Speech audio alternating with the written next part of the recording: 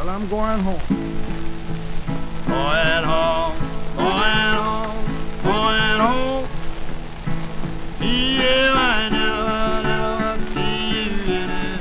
I'm going home, going home. Good afternoon, book lovers. It's Robert Boyd coming at you with another book report. I'm going to say, before I get into the book, I'm going to say something about the music we're listening to, or we were listening to. We were listening to I'm Going Home by bluesman Charlie Patton, recorded in 1929. Patton lived from approximately 1891 to 1934. And so he was an early blues artist, one of the first recorded, let's put it that way. And he's someone that the author of the book we're going to discuss today loved very much and drew a story about called Patton that appeared in Zap number 11 in 1984. A great story. And I'm showing you a page from Patton right now. So the book itself that we're going to look at is the Crumbs Sketchbook Volume 2. And it's published by Patton. And the interesting thing about his sketchbooks is that they started being published in, I think, the 80s, I'm not totally sure, by a German publisher called Zweitausendeins, which I think translates as 2001. And the story I heard, I don't know if it's totally true, is that Crumb was living in California, and he was getting tired of the American scene, especially, he was out in the country, so he was away from, like, the suburbs, etc. But, he was tired of his redneck neighbors and their jacked up pickup trucks and everything. So he wanted to move, and his wife was Eileen, who I'll mention later. And when I say wife, they've lived together forever, but I don't think they're actually married. His common law wife was a big Francophile and wanted to move to France, and the publisher of Zweitausendeins basically offered to buy one of his sketchbooks for enough money that would allow him to buy a villa in the south of France. And when I say villa, I mean I just mean a house. I don't think it's huge or anything, but still, it's nice work if you can get it. Anyway, I personally have I've met Crumb a couple times, and I've driven him in my pickup truck in Seattle when I was editing a series of books called The Complete Crumb Comics that Fantagraphics published, and then worked on a very large book of his, this book, with Pete Poplaski, who was an old friend of Crumb's. And it was, it was an art book kind of thing, and kind of very expensively produced. I worked on it for the publisher I worked for at the time, Kitchen Sink Press, and we co-published the book with Little Brown and Company.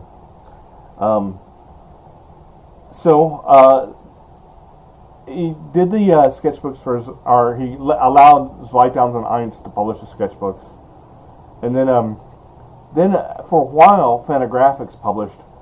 And the Zweitausendeins sketchbooks were really expensive and deluxe editions.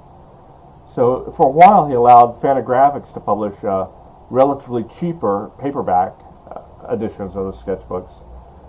But I think I'm assuming he just got a better offer from Taschen, the art book publisher. And Taschen is kind of the perfect publisher for this because they don't mind publishing anything with a lot of sex in it, and there is a lot of sex in this. Basically, you see, his sketchbooks are really complete. He doesn't, they're not like half-formed ideas. I mean, some of them are half-formed, but he really carefully draws everything in them. And he works out some of the ideas that will later appear in the stories that get published in his comics. For instance, one of the This sketchbook covers a period, by the way, of September 1968 through January 1975. And one of the sketches in it is a preliminary sketch of a cover of Despair Comics. And as you can see, it's quite detailed, and it's really pretty much exactly as it was published. Although the published version was a little bit more polished, I guess, and it's in color. So that sort of is an example of him working out an idea in the sketchbook and then reworking it for the published thing. Another example of this is this melting stoned guy, which later appears as this page. Hold on. Stoned Again, which was published in San Francisco Comic Book in 1971. So that's that. A lot of the sketchbook is him working out ideas. A lot of it is him drawing urban scenes, and he loved to draw old buildings, old street scenes, and also I'm looking over to the side here because I'm have this all in my my other computer. So I'm opening up the file for cities. So in a way, he in the 60s he traveled a lot. I mean, he even rode the rails for a while. Not because he had to, but because he just thought it was an interesting adventure. But also, he became an adult in Cleveland and moved out to San Francisco because he saw all this psychedelic stuff happening, and he saw that there was a relationship between what he was doing and what was happening out there artistically. And then basically he traveled all over the country, to all the major cities.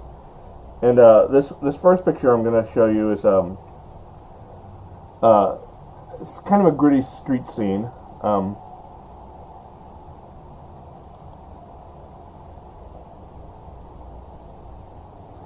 And the one on the left is sort of him doing his quotidian thing, but the one on the right is the one that I'm most interested in because he absolutely loves drawing buildings like that. But he also likes drawing, or he frequently returned to a subject of drawing cities as essentially silhouettes in the smog, and he saw them as kind of all the same. And so this one, Great American Cities, you can't tell the difference between any of them. And it was kind of his critique of a critique of America.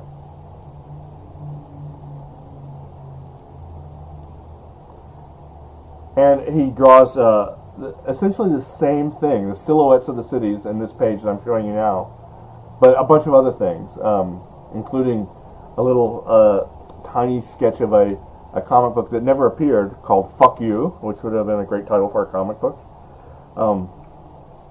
And a picture of a little black girl making fun of hippies. And a bunch of faces down below, which is sort of, he'll group a whole bunch of things onto one page. It's as if he doesn't want to waste the page.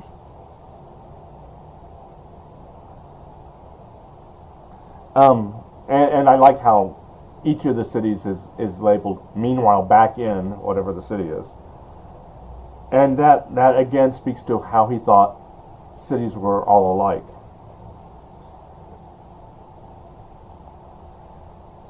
So again, with the subject of how he doesn't like to waste the page, he'll put multiple images on one page, and a lot of the times he's just like working out an idea.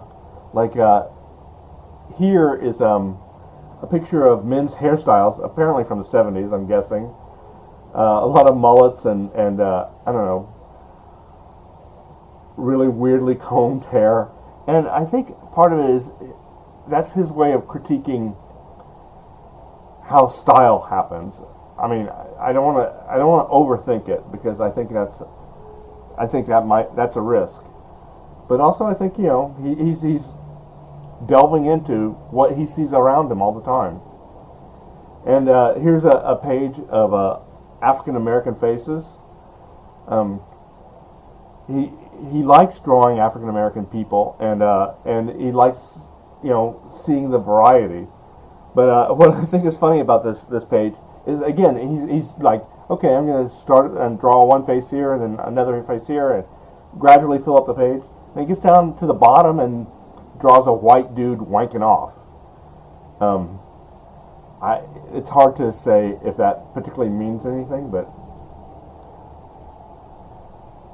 and so here's a page of him drawing, again, a bunch of things.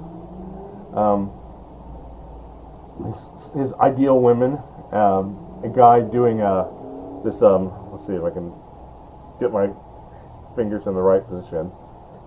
This thing, as if it was something, and then pictures of the Snoid, who's a character of his, who sort of reflected his id, and of who he starred in his own comics, living inside the asshole of a kind of gigantic Amazonian woman. And I know it's sick and it's funny, and he eventually used that again in a comic book. I might have used it in Snoid, I can't remember.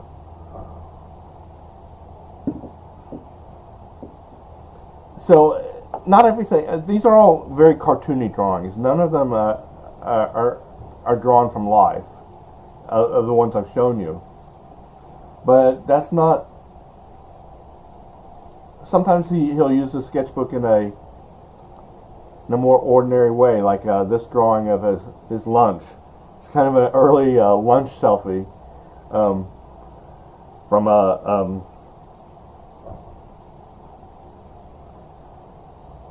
1974, and his lunch is very ordinary, and he's like sitting in a diner. And then this drawing of his sink in a hotel room in San Francisco, really ordinary, old-fashioned thing. Although I guess it wasn't old-fashioned when he drew it. Sometime in the late 60s, Crumb met Eileen Kaminsky, a young woman from Long Island, New York, and she was also a budding cartoonist. And she moved to San Francisco because she was a hippie and that was the thing to do, and fell in with Crumb and all these other cartoonists. And she's not as technically skilled as Crumb. That's the thing about Crumb, and the reason, I think probably the main reason people like his work so much is that his drawing is amazing. And these are our drawings from life of Eileen. And like I said, they're still together as far as I know, living in France. Two old people. I met Eileen once. Oh, okay. This one, the Jewish girl, is a portrait of Eileen, but she's done in a sort of quasi-cubist style in 1973. But all the other two are definitely appear to me, at least, to be drawn from life. And you can see that he's struggling with drawing from life. I mean, apparently he was really comfortable drawing these sort of cartoony things, and still is, obviously. But he struggled a long time with drawing from life. And there's one page, and I'm not sure why I didn't scan this, but it shows him drawing a puddle in a tire track and trying to get it right. And he's like blaming himself for not getting it right. And I do know for a fact that later in life he perfected that particular image where you have you have the reflection in the puddle itself, and the tire track, all three complicated worlds combining. So Eileen Kaminsky and Robert Crumb have long collaborated with each other, and their collaborations are hilarious and funny. Because one thing, I think they're both very simpatico, but also Eileen brings a kind of a New York feel to it that Crumb doesn't have, even though Crumb lived in New York for a little while.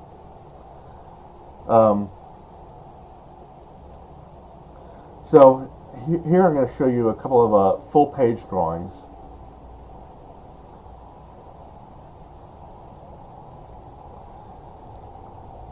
Here's a cop beating on a hippie, and the hippie's trying to talk his way out of getting a beat down.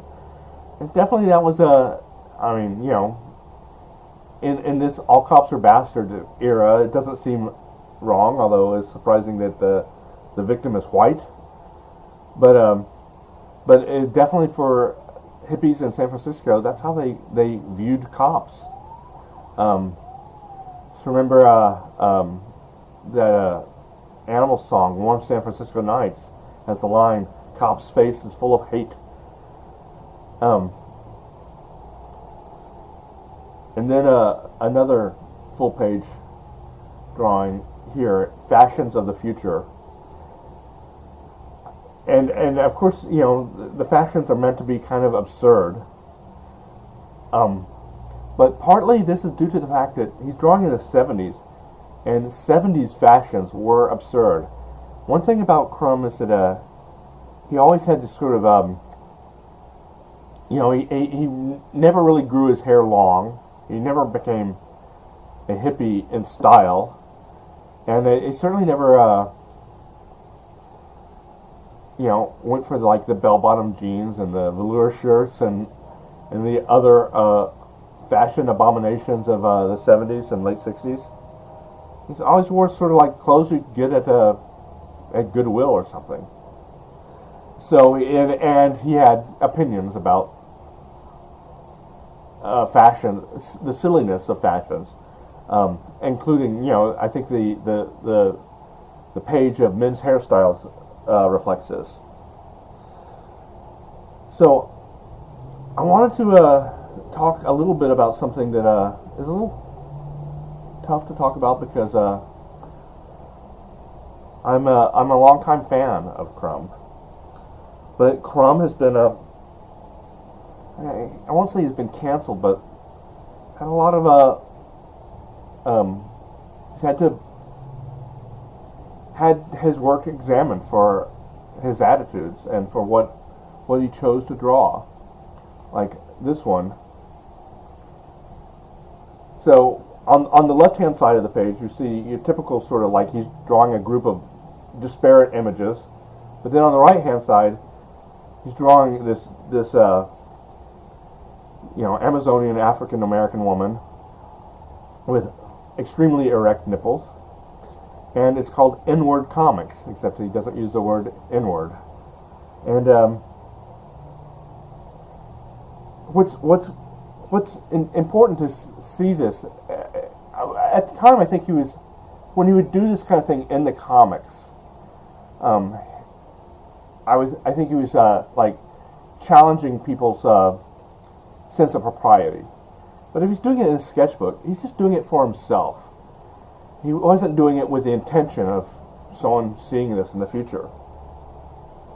And so it's hard to say that's not what he's really thinking.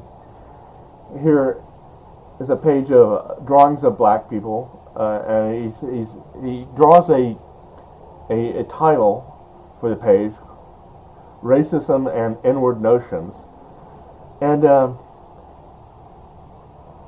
he's drawing it for the heck of it, for the pleasure. He's not drawing it to challenge people's preconceptions of what they think is right and appropriate to say. And I think these sketchbooks are kind of damning. And here's the thing is, I'm a white guy, so I can sort of, brush it off. It doesn't hurt me. But if I was a black person looking at this, I'd be outraged. And here's one where he combines two of his primary sins, sexism and racism. The black woman is standing in the rain talking to her friend about her man, who's this little short guy who's standing underneath her enormous behind, which is a fetish of Crumbs, which we will see, because that's the next subject, about how her man might not be worth anything, but at least he knows enough to get out of the rain. Anyway, again, it's easy for me to look at this and say, okay, he's making fun of racism, but it's in his private sketchbook, and he allowed it to be published, which means he's not particularly ashamed of it. But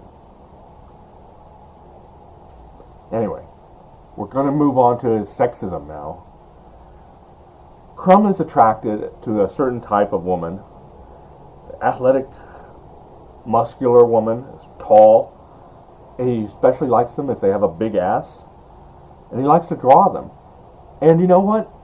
Artists draw their sexual fantasies, and I don't think there's anything inherently wrong with that. In fact, that was part of his liberation. Him being a hippie meant he could draw his sexual fantasies, and who cares if society disapproved? But that's not everything. At first, I'm going to show you this one, where one of his sexual fantasies is this 7-foot-tall black woman. And also in this page, lots of asses and a little bit of sex. And then this page, where it's just a page full of women, either naked or wearing sexy clothes like hose. And then there's this skinny woman wearing big, thick glasses, and that's a portrait of his sister Sandra, who thought, apparently Sandra thought that Crumb was a sexist pig, and I don't know, he might be getting a little revenge, but he also just might, he's hanging out, he's drawing the things he wants to draw, including like the bunny and the other animal getting in the cartoon car, so it's not all sex. But here it is. This is what he likes. But and if that was it, I would it would be hard to have a serious problem with it. But he likes to draw women being degraded. Like in this one, Crumbs fights the giant female warrior. So he draws her as literally a giant, like she's 7 feet tall. And he's this normal size, kind of wimpy looking guy in front of her. And this is his fantasy, one of his fantasies. But the fantasy is that he gets to dominate her. And that's in her word balloon. If you read it, it says, she's telling him that she will pound him into the ground. But in her thought balloon, she's thinking, but I really want you to push my face in the dirt while you take me from behind. So it's as if his fantasy is that these giant, powerful women secretly want to be degraded by this tiny milquetoast man. And here's yet another image of degrading a powerful woman. This woman's legs are huge and muscular, but she's face down in the toilet and he's taking a shit on her. And it's, again, he's taboo breaking, but he's taboo breaking just for himself. It's not like out there in the world. It is now, but it wasn't when he drew it. And it's a reasonable question to wonder whether he thought when he was drawing these that they would be published, because they're so finished. He doesn't give you a half-drawn drawing. And this image of degrading a woman is one he goes back to, and here's one where the woman is face down in a trash can, and he recognizes that drawing this is a kind of sickness, It's wrong, and that other people, especially women, might not look on it positively. Because then he draws this little 3-panel comic strip on the bottom where he's on trial before a tribunal of women, sort of a post-revolutionary tribunal or a Truth and Reconciliation Commission, and they're laying it into him, and he was deeply aware of that, and his self-awareness doesn't forgive him his sins, but it does show that he's not like someone with Tourette's who's just blurting this out. He's self-conscious about it. The last page I'm going to show you is a kind of a strip that he did called "I Want," and he did it in the sketchbook. And as far as I know, he never published a finished version of it. And it shows a man, presumably a stand-in for himself, looking at a table full of drugs, a hypodermic needle, comics, booze, food. Then in the next panel, he's panting after the protuberant ass of a woman who's walking by. He's dreaming about a record. And so I played you that Patton piece. And the one thing about Crumb is that really from teenage years, he's been like a fanatic for early recorded music in America. Folk music, that is. So blues, jazz, early country. The things that weren't produced by trained professional musicians, which he looks down his nose at. And so he's a hardcore 78 RPM record collector. And so he's looking at he's dreaming about a record that he wants to get. And in the footnote below, which he must have written many years later, he says, "I got that record." And then in the next panel, he's in bed masturbating while fantasizing about a woman. In the footnote, he says, "I got to have sex with her." So he definitely has this sort of Buddhist notion that he should be free from desire, and this strip was sort of expressing how unfree from desire he is. And I think that relates back to, it certainly relates back to the sexist strips, pages and images I showed you, because he's talking about his desire, and his desire is not nice. It's degrading. I can't really relate it to the racist thing. I mean, he has a very weird attitude towards race. I mean, as you could see from the Patton page I showed you, he revered Patton, and he reveres all those early jazz and blues guys.